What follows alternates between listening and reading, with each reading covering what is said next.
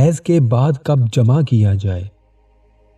جب حیض کا خون بند ہو جائے اور عورت اپنی شرمگاہ کو دھو لے یا وضو کر لے یا غسل کر لے تب اس سے جمع کرنا جائز ہوگا، اس لیے کہ قرآن مجید میں طہارت کا لفظ استعمال کیا گیا ہے جس کا اطلاق تینوں حالتوں پر ہوتا ہے۔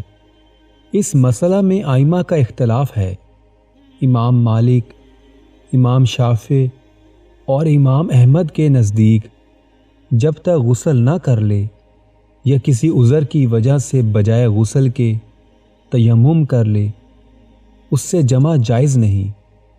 امام ابو حنیفہ کے مسلک میں مدت حیض کم سے کم 3 دن اور زیادہ سے زیادہ 10 دن ہے۔ اب اگر حیض 10 دن سے کم میں بند ہو جائے تو اس وقت جمع جائز ہے جب وہ غسل کر لے یا ایک فرض نماز کا وقت گزر جائے، اور اگر خون پورے 10 دنوں کے بعد بند ہو تو غسل سے پہلے ہی اس سے جمع جائز ہوگا، لیکن مستحب یہی ہے کہ عورت کے غسل کر لینے کے بعد ہی اس سے جمع کیا جائے۔ حضرت امام غزالی رحمۃ اللہ علیہ کے نزدیک ایام حیض گزر جانے کے بعد نہانے سے پہلے عورت سے صحبت نہ کرے کہ قرآن سے اس کی حرمت ثابت ہے۔